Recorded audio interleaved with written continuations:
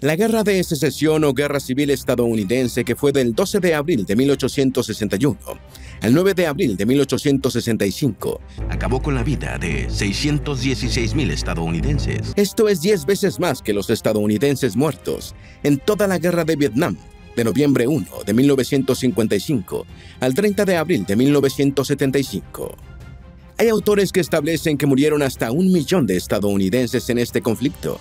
La guerra acabó con 2/5 partes del ganado, la mitad de la maquinaria agrícola, la mayoría de las fábricas y casi todos los ferrocarriles del sur fueron destruidos. Esta guerra también provocó que el 8 de diciembre de 1861, Francia invadiera México por órdenes de Napoleón III, sobrino de Napoleón Bonaparte. Esto fue solo 7 meses después de iniciada la Guerra de Secesión estadounidense. Sin este evento, los franceses nunca se hubieran atrevido a invadir México, dado la doctrina Monroe, elaborada en 1823, que establecía América para los americanos. Tanto el ejército de la Unión como el Confederado bombardearon y quemaron ciudades estadounidenses, con el objetivo de dañar la moral y hacer que se rindiera la población del lado contrario. Fue una guerra horrible que pensarías que nadie quiere volver a repetir. Sin embargo, muchos estadounidenses piensan lo contrario. Desde el fin de la Primera Guerra Civil estadounidense en 1865, no se habían visto tantos indicios de que pudiera estallar otra guerra civil que remueva los cimientos de la mayor potencia del mundo. Hasta Hollywood piensa lo mismo, con la película Civil War, estrenada el 12 de abril del 2024. Muchos dicen que cuando Hollywood saca una película de un tema catastrófico, es porque algo de verdad hay atrás. Recientemente en Texas han estado llamando a la secesión.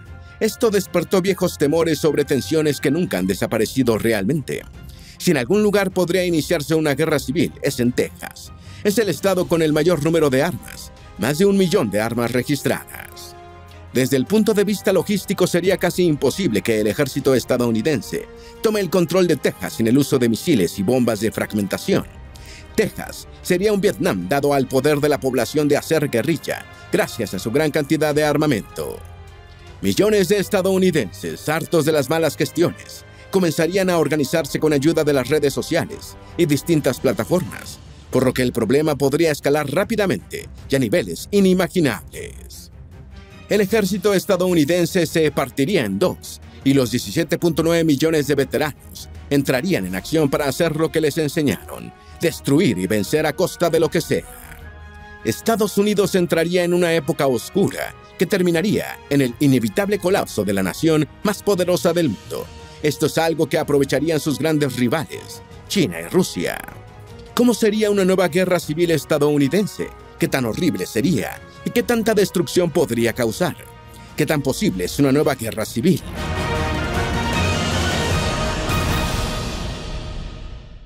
Los republicanos y los demócratas ya no simplemente luchan políticamente. Ahora hay disturbios en las calles, se transgreden leyes y cada bando quiere una sola cosa: ganar y mantener el poder a toda costa y hundir a quienes consideran el enemigo. El paso de las décadas y los gobiernos federales han permitido el aumento de la pobreza, la disminución del poder adquisitivo, el incremento de la desigualdad y de la escasez de oportunidades. La sociedad está harta, pero cada bando culpa y sataniza a los líderes del bando opuesto. Y lo cierto es que hay razones reales para pensar en una nueva guerra civil.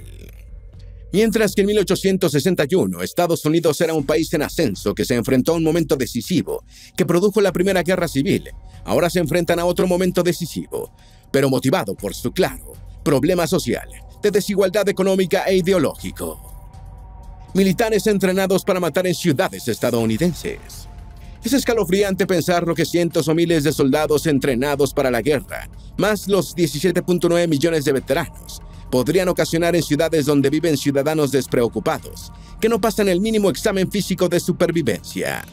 En un contraste realmente alarmante, miles de estadounidenses que no pueden vivir sin sus teléfonos inteligentes estarían bajo la amenaza de resistir a hombres que fueron entrenados para tomar vidas en las condiciones más hostiles del planeta. Para entender la magnitud del problema, solo hace falta recordar lo que un soldado o dos pueden hacer en una ciudad. En 2002, un francotirador y su cómplice, quien conducía el auto, asesinaron a numerosas personas en Washington, D.C. durante varias semanas. Si aquello lo causó un solo hombre, bastaría con imaginar qué podrían hacer 300.000 veteranos molestos con un gobierno federal que pareciera, al pensar de muchos, estar fallándole a los principios establecidos en la Constitución de Estados Unidos. Además, si hay como existe una mayoría de soldados racionales que no se atrevería a atacar a civiles, habría varios grupos que creerán que tienen la responsabilidad de hacer lo que sea necesario para preservar lo que ellos creen que es la libertad. Esto dará como resultado una zona gris, en la que una segunda guerra civil podría producir miles de muertes de inocentes, un genocidio a gran escala en territorio estadounidense. Esta es una situación impensable actualmente. Hambre y desabastecimiento. Mientras que la mayoría cree que en una guerra civil el principal problema serán las batallas campales en las calles, los expertos opinan que el mayor desafío en una situación así sería mantener en funcionamiento las cadenas de suministro. Porque apenas ocurran los primeros atentados y estallen los primeros combates y el gobierno federal declare los primeros toques de queda en algunos estados, miles de personas saldrán desesperadas a los supermercados y estaciones de servicios para abastecerse de todo lo que puedan. En cuestión de días no quedará nada en ningún local o almacén, y las personas que no pudieron hacer compras de último momento o no cuentan con reservas en casa se encontrarán con una realidad dura en la que todos los días será un desafío alimentarse, trasladarse y sobrevivir. Sin servicios básicos. Así como las cadenas de suministro podrían verse interrumpidas de un momento a otro, probablemente los servicios básicos, todavía más vulnerables, podrían colapsar rápidamente. De hecho, probablemente atacar los servicios básicos será uno de los objetivos de los militares, que estén en contra del gobierno federal para complicar la organización y respuesta del mismo. Si es atacada una represa, dejaría de llegar energía eléctrica a toda una ciudad. Lo mismo ocurrirá con el agua si se destruye una gran tubería del sistema de aguas blancas que surta todas las ciudades del estado. La realidad es que los centros urbanos son extremadamente vulnerables a ataques coordinados que busquen interrumpir sus servicios básicos. Esto es algo que un solo militar con experiencia y a favor de una guerra civil podría hacer en cada ciudad y sin que nadie pueda detenerlo. Lo más probable es que oficiales de policía que han utilizado sus armas en menos ocasiones no podrían hacer frente a militares con experiencia que han enfrentado a enemigos en el Medio Oriente. Las ciudades necesitarían los servicios básicos para sostenerse. De lo contrario, los hospitales colapsarían. No habría energía suficiente ni redes de comunicaciones para que funcionen los servicios de emergencia. No habría nada que permita la vida en una sociedad dependiente. Esto por sí solo demuestra las dificultades de una guerra civil y que significaría el colapso sistemático de Estados Unidos. Antes de seguir hablando del caos de una segunda guerra civil, conozcamos la situación actual y qué tan posible sería. Muchos tejanos hacen llamados a separar el estado de Estados Unidos. En el gran estado de Texas se están avivando las llamas de la guerra y solo tenemos que retroceder a inicios del 2024. Años de tensiones se liberaron cuando el gobernador del estado, Greg Abbott, desafió al gobierno federal por el asunto de los inmigrantes en la frontera. Abbott y su administración local habían estado colocando alambres de púas durante meses a lo largo del Río Grande para impedir que los inmigrantes continuaran cruzando. Miles lo hacían diariamente colapsando las ciudades fronterizas del estado.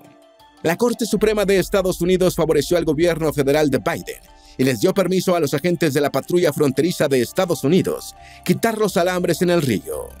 Pero como la orden de la Corte Suprema no prohibía volver a colocar los alambres, Abbott se envalentonó contra la Corte y el gobierno federal, asegurando que Texas tenía derecho a defenderse de lo que él calificó como una invasión de migrantes. Los policías estatales y la Guardia Nacional de Texas estuvieron durante un tiempo bloqueando el acceso a los agentes federales, mientras continuaban colocando alambres, marcando así el inicio de una confrontación de poderes clara que fue apoyada por muchos. 25 gobernadores republicanos, el presidente de la Cámara de Representantes, Mike Johnson, casi toda la delegación del Congreso del Estado de Texas y el expresidente Donald Trump respaldaron los actos de Abbott. Aquel llamado a la defensa de Texas que desafiaba al gobierno federal ha reactivado la larga lucha de los estados por sus derechos, lo que también envalentonó a grandes y pequeñas figuras de derecha. Incluso un convoy de manifestantes se trasladó hacia las ciudades fronterizas del estado para apoyar la lucha contra la invasión de emigrantes. Lo cierto es que se incendió un espíritu de rebeldía que no se había visto quizás en siglos. La exestrella de Fox News, Tucker Carlson, quien en este momento tenía 11.3 millones de seguidores en la red social X, escribió: "Todos los que están en el poder, desde la Casa Blanca hasta los administradores de fondos de cobertura y la Corte Suprema de Estados Unidos, han decidido destruir el país permitiendo que sea invadido. Eso deja que la población se defienda sola. ¿Dónde están los hombres de Texas? ¿Por qué no protegen a su estado y a la nación?". Líderes de movimientos secesionistas como Daniel Miller también recibieron con agrado la actitud y las acciones del gobernador. Miller dijo en una entrevista: "Valida y confirma la posición que hemos tenido todo el tiempo, que es que si Texas alguna vez quiere realmente asegurar su frontera, la única manera de hacerlo es como una nación independiente y autónoma". Pero este sentimiento de rebeldía contra el gobierno federal viene desde un poco más atrás. La insurrección del 6 de enero del año 2021 en el Capitolio marcó un antes y un después en la violencia política del país. De hecho, Public Religion Research Institute realizó una encuesta en octubre pasado en la que encontró que casi el 25% de los estadounidenses estaría de acuerdo con que los patriotas tal vez tengan que recurrir a la violencia para salvar nuestro país. Esto es un aumento significativo al 15% que respondió lo mismo en el 2021, tras lo sucedido en el Capitolio. El hecho que impulsó a este instituto religioso a hacer dicha pregunta, lo que deja claro que la idea de utilizar la violencia es cada vez mayor en los estadounidenses. Y aunque algunos solo piensan que quizás es necesario, otros están seguros de que no hay otro camino, sobre todo si en las próximas elecciones llegase a ganar Joe Biden. Es posible que en este escenario los más radicales de derecha empiecen a dar muestras de lo que son capaces. Y otra pérdida electoral y la pérdida de fe en la democracia está entre los prerequisitos para una nueva guerra civil. Los prerequisitos para una guerra civil. Barbara Walter escribió un exitoso libro titulado "Cómo comienzan las guerras civiles y cómo detenerlas". Este se centra en lo que cada vez más parece una realidad. El riesgo de una guerra civil en Estados Unidos está aumentando. Para demostrar su teoría, Walter nos habla de 5 condiciones previas para que pueda darse este escenario de un conflicto armado dentro de la potencia norteamericana. Número 1. Un claro descenso de la democracia. Bárbara habla sobre un descenso de la democracia estadounidense hacia una anocracia. Este término fue creado en 1974 por Ted Robert Gore, el cual señala regímenes híbridos, esos que tienen instituciones democráticas formales y bien establecidas, pero bajo un control autoritario y oligárquico de facto. Muchos estadounidenses sienten que ese es el modelo que los gobierna actualmente, y no todos están dispuestos a tolerarlo. Número 2. Surgimiento del faccionalismo. La polarización política, que es cada vez mayor en Estados Unidos, ha dado paso al surgimiento del faccionalismo. Walter nombra en particular la aparición de una superfacción, una que combina la religión, la etnia, la cultura, la región y la clase social para formar una lealtad sólida e inquebrantable a un proyecto que busca el conflicto civil. Número 3. Pérdida de estatus. Walter escribió: "Hay una cosa que la gente no tolera: perder estatus en un lugar que creen que es suyo. En el siglo XXI, las facciones más peligrosas son grupos que alguna vez fueron dominantes y se enfrentan a la decadencia". Con esto, al parecer, hace referencia a los estadounidenses más conservadores y radicales, esos que generalmente son asociados con republicanos. Número 4. Pérdida de esperanza democrática. Uno de los escenarios que plantea el libro es uno donde la superfacción empieza a perder elecciones de forma consistente, lo que hace desaparecer la esperanza de resolver los problemas que los aquejan por la vía democrática. Esto deja un solo camino: el levantamiento de armas contra un gobierno federal que, a su parecer, los oprime, los ignora y los aparta. Número 5. Las redes sociales. Casi todas las guerras civiles empiezan a formarse gracias a los que Walter llama empresarios de conflictos. Se trata de personas que ganan prestigio, reconocimiento y dinero mediante la incitación al odio y a la violencia. Son quienes avivan y mantienen la llama antes y durante el conflicto, porque generalmente si su facción sale triunfadora, ellos ganarán todavía más. Y las redes sociales son aceleradores, son catapultas para impulsar el crecimiento de estos empresarios en conflicto. Walter sostiene que estas 5 condiciones ya están muy avanzadas en Estados Unidos y que el país, sin dudas, está caminando hacia una guerra civil. Alega que la superfacción de Trump se solidifica con el tiempo y promete volverse radical.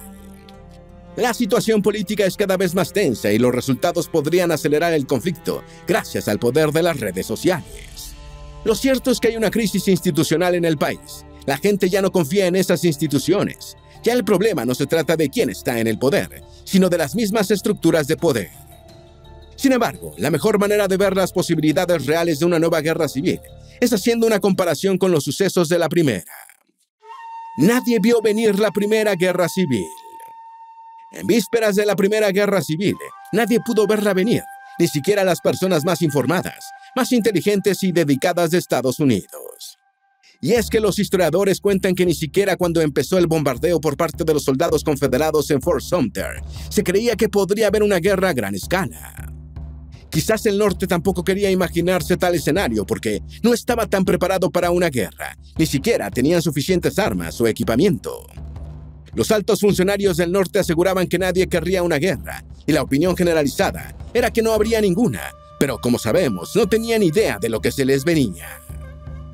¿Por qué estalló la guerra civil en 1861? El resultado de las elecciones presidenciales de 1860 sería el inicio del problema. El candidato republicano, Abraham Lincoln, mantuvo la abolición de la esclavitud en todos los territorios del país como principal promesa de campaña. Por su parte, los estados del sur sintieron que aquello sería una vulneración directa a sus derechos. Aunque intentaron ganar las elecciones, Abraham Lincoln se convirtió en presidente de Estados Unidos, el primero republicano, y la amenaza de que cumpliera su promesa se hizo más real. Así que antes de que tomara posesión a su cargo, 7 estados que querían conservar la esclavitud, porque sus economías se basaban principalmente en el algodón y requerían de mano de obra esclava, declararon la secesión y conformaron la Confederación. No es de extrañar que los 6 primeros estados en declarar la secesión tuvieran las mayores proporciones de esclavos. Las hostilidades habían empezado y había tensión en todo el país. En su discurso inaugural, Lincoln declaró que no tenía intenciones de iniciar una guerra civil y les habló directamente a los estados de la Confederación, intentando erradicar los temores de que amenazaría la esclavitud en sus territorios. No tengo ningún propósito, directa o indirectamente, de interferir con la institución de la esclavitud en los Estados Unidos donde existe. Creo que no tengo derecho legal a hacerlo y no tengo ninguna inclinación a hacerlo. Sin embargo, aquello no sería suficiente. Las fuerzas confederadas tomarían numerosas fortalezas federales dentro de sus territorios.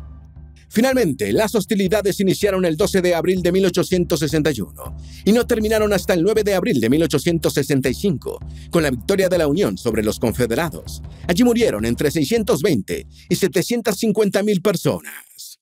¿Cómo sería una segunda guerra civil en Estados Unidos? Walter describe un posible escenario en su libro sobre el estallido del conflicto.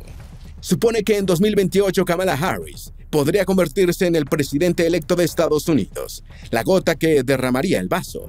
Pronto estallarían bombas en legislaturas estatales por falsas organizaciones revolucionarias de personas de color.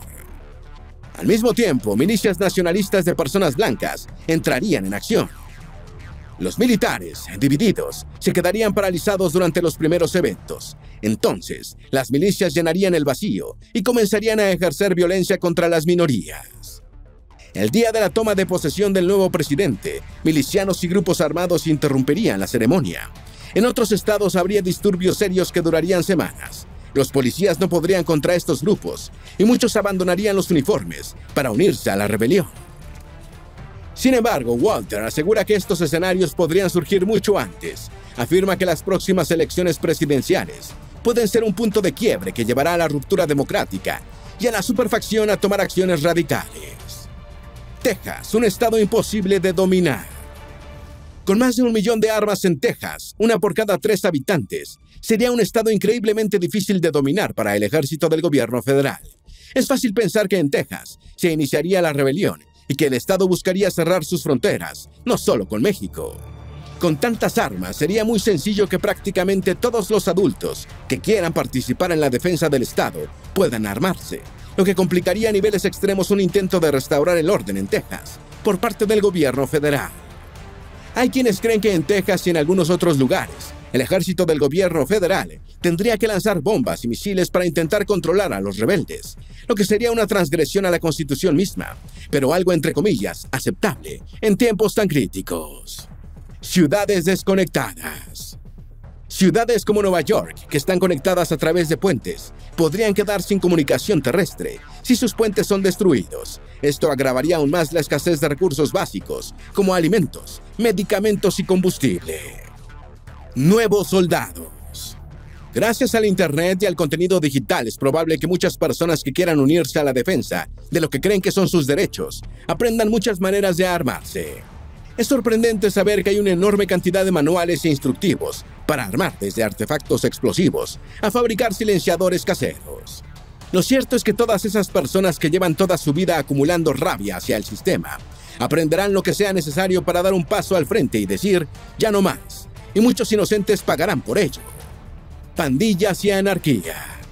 Dependiendo de cuánto dure el conflicto, se formarán pandillas y grupos más pequeños, que se dedicarán a saquear casa por casa para conseguir alimentos y suministros clave, lo que provocará la muerte directa o indirecta de millones de personas. División del ejército. Hay quienes creen que el ejército estadounidense saldrá a simplemente aplacar la rebelión de los insurgentes, como si fueran robots al mando del gobierno federal, cuando no es así. El ejército y sus distintos segmentos están compuestos por personas de carne y hueso, personas reales que tienen sus propias opiniones, valores y creencias. Y el asunto es mucho más delicado porque estamos hablando de atacar a estadounidenses, que podrían ser familiares, amigos o conocidos, y dentro de suelo estadounidense. Es imposible estimar cuántos soldados defenderían al gobierno federal y cuántos apoyarían la rebelión, pero esto será decisivo para determinar el resultado del conflicto. Las plataformas digitales y las redes sociales serían catalizadores de la guerra. Muchos de los grupos y organizaciones radicales utilizarían las redes sociales para esparcir sus ideales y plataformas digitales bajo las sombras para dirigir y coordinar sus ataques. Así que la guerra no solo sería física, sino también digital. Ya hay pruebas recientes del poder de la era digital en este tipo de conflictos. Los grupos como Al-Qaeda y el Estado Islámico han prosperado gracias a la utilización de medios digitales, por los que llevan sus mensajes de lucha a todo el mundo. Emil Simpson comentó lo siguiente en un artículo para Foreign Policy. Simplemente no se puede explicar la velocidad y la escala a la que se formó el Estado Islámico sin ese efecto red. Lo cierto es que las redes digitales serán explotadas al máximo por ambos bandos para ganar la guerra. Infiltrados en las fuerzas de la ley. Agentes del FBI aseguran que la derecha radical estadounidense lleva mucho tiempo preparándose para el quiebre de la ley y el orden en el país. De hecho, algunos afirman que ya superan a las fuerzas de seguridad, porque hay muchos radicales infiltrados en las fuerzas policiales. A la hora de que estalle el conflicto, habrá un quiebre importante dentro de estas fuerzas, lo cual será una grave ventaja para el bando que se rebela al gobierno federal. Es abrumador entender qué tan real es la posibilidad de una nueva guerra civil en Estados Unidos. A lo largo de las últimas décadas, distintos factores se han estado alineando para que se pueda dar este escenario de conflicto armado. Es preocupante porque de una situación así no resultará nada bueno para el país ni para el mundo, porque Estados Unidos es la mayor economía del mundo, uno de los principales centros de desarrollo tecnológico e innovación. Su quiebre institucional repercutirá hacia todos los continentes. Porque sin importar a quién le guste y a quién no, la potencia norteamericana ha sido clave para mantener cierto orden global y a potencias como China y Rusia bajo control. ¿Tienes alguna duda o sugerencia? Haz tu aporte escribiendo en los comentarios y así entre todos nos ayudamos. Esperamos que este video te haya sido útil. Si tienes algo que agregar, por favor, compártelo con nosotros en la sección de comentarios. Dale me gusta a este video y envíale el enlace a tus familiares y a tus mejores amigos para que también sepan cómo sería una segunda guerra civil en Estados Unidos. Si eres nuevo en nuestro canal, no olvides suscribirte. Recuerda, la vida siempre es mejor creando y dando valor al mundo.